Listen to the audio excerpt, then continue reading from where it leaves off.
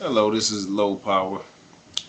I'm here today. We're going to speak on top 10 basketball players that I've seen in my lifetime. So, my top 10 list, I'm talking about players that I've seen play extensively. So, in this list, you won't have Kareem. I've seen Kareem, so maybe he should be in there, but I didn't see him at his best. Or I don't remember him at his best. I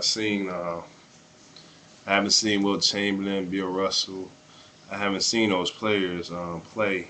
I could see them through the ESPN classics and all that good stuff, and they were great players. And when you talk about the greatest, they definitely are up there, and maybe better than some of the people on my list as to overall greatness, which is someone's full body of work. You look at their whole body of work to see where they belong on the list of greats. But right now, I was beginning a list on the greatest players I've seen with my own two eyes.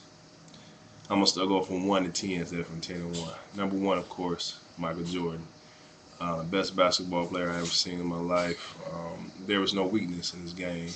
He, he could score from anywhere. He played great defense. And the thing about him is the way he saw the game and thought the game. Michael Jordan, whatever decision he made, when I look back on the YouTube and I look back at all these different games and things that when he played, he almost never made the wrong decision.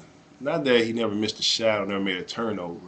It's just that the move that he made was the right move. You know, he scored a lot. Sometimes he would score with one or two, with two people on him, didn't matter. But he didn't force anything. When he took a shot, it was because it was the best shot to take. When he passed the ball, it was because it was the right pass to make. He played the game almost perfectly. He was the perfect basketball player. He didn't have a weakness. Some people might say his jump shot. Uh, he was a great jump shooter. I mean, he shot over 50% from the field. He didn't score all his baskets at the rim. His footwork, his post game was impeccable. His floor game, running the floor, the most amazing basketball player ever. Um, he won 6 championships, I believe 7 or 8 titles, scoring titles, and he was a great passer. He doesn't get enough credit for that. And defensively, he's one of the best defensive players ever. Not the best, but one of the best. So there wasn't a weakness in his game. Number two player that I've seen with my own two eyes, Magic Johnson, of course. Made everybody better. Magic, 5 championships. He went he went to the NBA Finals, I believe, 9 times. That's amazing. So he could have won if it wasn't for some bad, just couple bad decisions here or there. He could have won a couple more championships. So Magic Johnson, second best player I've ever seen. He, he's a great passer. He could score if he wanted to, but his job was to get his teammates going. He made everybody on the court better. Second best player I've seen in my life. Third best player now. This one was like a toss up for me, but I'm gonna give this guy the edge just because of how he set it off for the league. How he and Magic Johnson together um, brought the league to another level. Larry Bird. Larry Bird was the best clutch player I ever seen. Him and Mike right there. But if I had one guy and I said I want you to take the last shot, it'd be Larry Bird. Larry Bird was the only flaw I seen in his game was his man-to-man defense. He wasn't the greatest man-to-man defender. He wasn't really that good, but he was a good defender because he had good instincts. He always knew where the ball was going to be. He always knew where the rim was on offense, so he could shoot. As soon as he get the ball, he's shooting, and it's going straight in because he always had a lock, like a lock in on the rim. The guy he was just amazing. He could pass the ball, ran the floor well, did everything great. He was just good. He wasn't all that athletic, but he was still better than everybody. He was just better than everybody. Larry Bird was just good. So I say it was a toss up between Larry Bird and this guy because the next guy to me when he was at his best, he actually probably the only guy that's better than him at his best was Michael Jordan, because this guy dominated in a way I never seen. Now I'm imagining this is the way that Wilt Chamberlain dominated. I didn't see Wilt Chamberlain play, but Shaquille O'Neal is I put it number 4, because when he was with the Lakers and they won those 3 championships, even though yeah he had Kobe Bryant, Kobe Bryant, a great player himself, he's in this list also, but Shaquille O'Neal dominated the game. He warped the game in a way I never seen another player do. You have, when Shaq was playing, the other team, the main focus was him. The coach always planned for stopping Shaq, and nobody could do it. For that 3-year period, he dominated in a way that nobody did.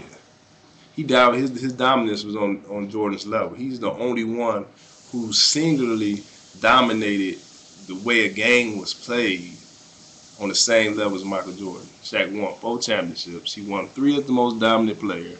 The 4th one, he was the secondary player, but he's been to the title 6 times. He's been to the final 6 times. He's won 4. So he has more championships than Bird, but I give Bird the step over him because of his clutch play. So that's the only reason I put Bird over Shaq. But for the way Shaq dominated, even Larry Bird, when he was coaching Indiana, would even tell you that what he did couldn't even touch how Shaq was during that time. Some people might say, well, Shaq dominated during the era where the centers weren't that great. Shaq always dominated, even during the greatest center era, which leads me to the number 5 guy, which was the guy that beat Shaq in the finals, Hakeem Olajuwon. Now, overall, we look at all-around skills. Hakeem Olajuwon would be the number 1 center as an all-around skills. I put Shaq over him because Shaq dominance just trumps everything. Yeah, Hakeem beat him, and he outplayed Shaq when they played. But Shaq was only in his 3rd year, and it wasn't as bad as people think. It just wasn't, because Shaq actually did an all-right job guarding Hakeem. Hakeem abused him at times, but at times he made good plays. But Hakeem didn't hold down Shaq either. Shaq was getting double-teamed the whole time, and Hakeem had trouble with him. But at the same time, you have to give Hakeem, I look at Hakeem as being right there with Shaq. So if somebody want to put Hakeem over Shaq, I understand that. But me, I look at Shaq's dominance as trumping what Hakeem did. But Hakeem Olajuwon had the best footwork, was the best all-around defensive center. There were some centers, I say Dikembe Mutombo is a better post defender, but Hakeem Olajuwon is the better all-around defender, because he could go outside the post and still play defense and make a big defensive play. So that's my number 5 player, Hakeem Olajuwon. 2 championships, went 3 times. Just amazing, and he beat all the best centers. When he won his last championship, he beat Shaq, he beat Patrick, and he beat David Robinson. So, I think, Lakers Shaq, though, I think he would destroy Hakeem Olajuwon. But anyway, my number 6 greatest player I've ever seen with my own 2 eyes, I would say, is Charles Barkley. No, hold on, my bad. Not Charles Barkley, Tim Duncan. Tim Duncan is number 6 for me. Tim Duncan, his post moves, next to Olajuwon, when it comes to all around, when you look at defense and offense ability, he would be number 2. What I've seen, of course, you got Kareem and all them.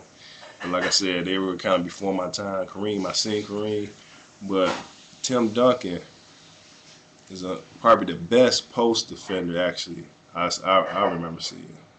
Being able to post defend somebody like Shaquille O'Neal. Even though he got help from David Robinson, he made it hard on Shaq. So he's won 4 championships. Just a flawless player, really. Except for his free throw shooting. After that,